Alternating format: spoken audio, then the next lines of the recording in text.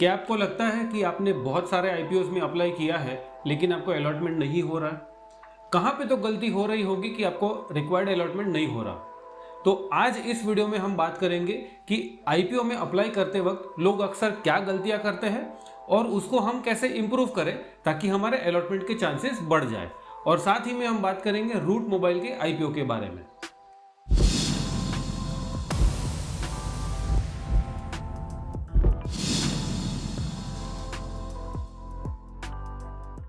तो मेरा नाम है मुंजाल मेहता और चलिए बात करते हैं रूट मोबाइल के आईपीओ के बारे में।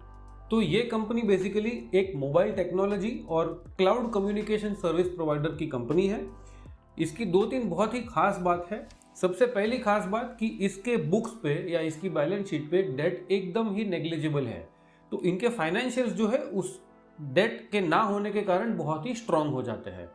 दूसरा, इनका जो प्रॉफिट ग्रोथ है वो पिछले 2-3 साल में आप देखोगे तो करीब करीब 22% के कंपाउंडेड ग्रोथ से ग्रो हो रहा है। तो बहुत ही स्ट्रॉन्ग फाइनेंशियल्स है इस कंपनी के, राइट। तो as far as valuations are concern, ये कंपनी अगर हमें 29 times FY20 price to earnings पे अवेलेबल है तो मोटा मोटा इसे हम फेयर वैल्यूएशन गिन सकते हैं। इस कंपनी का 240 mobile network operators across the world उनके साथ टाई अप है। तो इनका एक बहुत ही स्ट्रॉन्ग क्लाइंट बेस है और यहाँ पे इस सेगमेंट में कोई लिस्टेड कंपनी है ही नहीं, कोई कंपेरेबल पीयर है ही नहीं।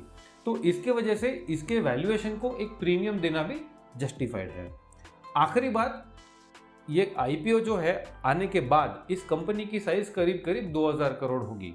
तो ये काफ़ी छोटा आईपीओ है, तो इसीलिए आप इसमें ओवर सब्सक्रिप्शन एक्सपेक्ट कर सकते हैं और बिकॉज ऑफ ओवर सब्सक्रिप्शन आप इसमें एक्सपेक्ट कर सकते हैं कि आपको लिस्टिंग गेन्स भी मिले। तो हमारा व्यू रहेगा कि रूट मोबाइल के लिए आप अप्लाई कीजिए लिस्टिंग गेन्स और लॉन्ग टर्म के लिए। तो ये तो बात हो गई रूट मोबाइल की। अब हम बात करेंगे कि लोग अक्सर क्या मिस्टेक्स करते हैं आईपीओ में अप्लाई करते वक्त। तो सबसे कॉमन मिस्टेक ये होता है कि आईपीओ में लोग ये समझते हैं कि मैं अगर 2 लाख का एप्लीकेशन करता हूं तो मेरे अलॉटमेंट के चांसेस बढ़ जाते हैं, जबकि ऐसा नहीं होता है। एक बात समझिए कि अभी के जो आईपीओ के रूल्स है इसके मुताबिक आपको अगर ओवर सब्सक्रिप्शन हुआ तो अलॉटमेंट 1 लॉट का ही होगा और वो भी लॉटरी बेसिस पे होता है। तो आप 15,000 का 1 लॉट अप्लाई कीजिए या 2 लाख का पूरा लॉट अप्लाई कीजिए, आपके अलॉटमेंट के चांसेस सबके सेम है और उसमें अगर अलॉटमेंट हुआ भी तो आपको 1 लॉट ही मिलेगा। तो अगर आपको अलॉटमेंट के चांसेस बढ़ाने हैं तो बेस्ट स्ट्रैटेजी ये रहेगी कि आपके जितने भी फैमिली अकाउंट्स है उन सारे अकाउंट्स में एक लॉट के लिए अप्लाई कीजिए। तो दूसरी मिस्टेक लोग ये करते हैं कि HNI कैटेगरी में अप्लाई करते हैं लोन लेके।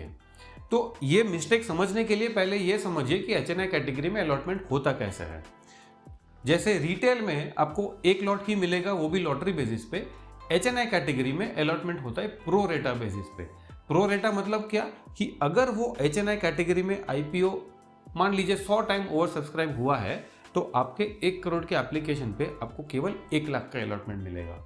तो अगर आप ये इंटरेस्ट पे पैसा लेके अप्लाई कर रहे हो तो आपको 7 दिन या 8 दिन जब तक आईपीओ लिस्ट होगा तब तक का ब्याज पूरा 1 करोड़ पे भरना पड़ेगा और आपको जो गेन आएगा, अलॉटमेंट आएगा, वो केवल 1 लाख रुपए पे आएगा। तो इससे आपका जो ब्रेक इवन प्राइस है उसका पूरा जो कैलकुलेशन है चेंज हो जाता है।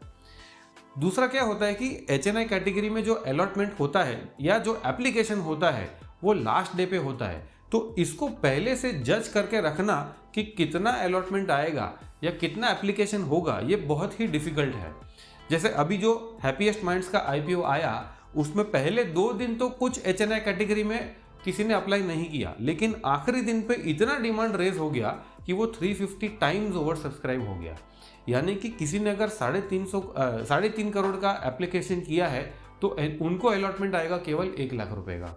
तो अगर उसने लोन लेके किया है तो उनका पूरा गिनती चेंज हो जाता है। ऐसे केस में अगर वो आईपीओ दुगना भी अगर ओपन होता है तो उनको इतना प्रॉफिट आएगा नहीं, क्योंकि जो प्रॉफिट है वो ब्याज में चला जाता है। तो सेकंड रूल हमेशा ये याद रखिएगा कि आप HNI कैटेगरी में अगर अप्लाई करते हैं तो जितना आपका कैपिटल है उतना ही अप्लाई कीजिएगा। तो आपका जो कैलकुलेशन है, शायद आपको कम एप्लीकेशन मिलेगा या कम अलॉटमेंट आएगा, चलेगा, लेकिन आपका कैलकुलेशन हेवायर नहीं जाएगा। और थर्ड मिस्टेक लोग ये करते हैं कि आईपीओ में अप्लाई करने के लिए वो लास्ट डे तक रुकते हैं। दोस्तों एक चीज़ ध्यान में रखना कि अभी नए सिस्टम के हिसाब से अगर आप अप्लाई करते हो तो कंपलसरी यूपीआई मोड से अप्लाई कर सकते हो या आपके बैंक के लॉगिन में जाके नेट बैंकिंग से अप्लाई कर सकते हो। तो कभी अगर एंड मोमेंट पे कोई टेक्निकल इश्यू हुआ और आप आईपीओ अप्लाई नहीं कर पाए तो वो मौका आपके हाथ से चला जाता है। तो पहले से अपना रिसर्च करके रखिए, पहले से ये सोच के रखिए कि आपको आईपीओ के लिए अप्लाई करना है और मोटा मोटा फर्स्ट या सेकंड डे पे आईपीओ अप्लाई करके रख दीजिए ताकि एंड मोमेंट पे टेक्निकल इश्यूज के कारण आप आईपीओ से छूट ना जाए। तो इसी के साथ ध्यान में रखिएगा, रूट मोबाइल पे हमारा व्यू है कि आप इसको सब्सक्राइब कीजिए, ना कि केवल लिस्टिंग गेन्स के लिए बल्कि लॉन्ग टर्म के लिए भी सब्सक्राइब कीजिएगा। बेटर होगा कि आप अपने सारे फैमिली अकाउंट्स में से अप्लाई करें ताकि आपके अलॉटमेंट के चांसेस बढ़ जाए। धन्यवाद। तो अगर आपको यह वीडियो पसंद आया तो प्लीज़ लाइक, शेयर और सब्सक्राइब कीजिएगा।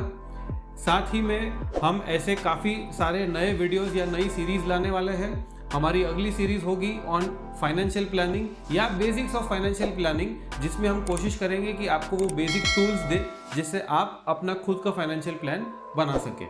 So watch out for this space.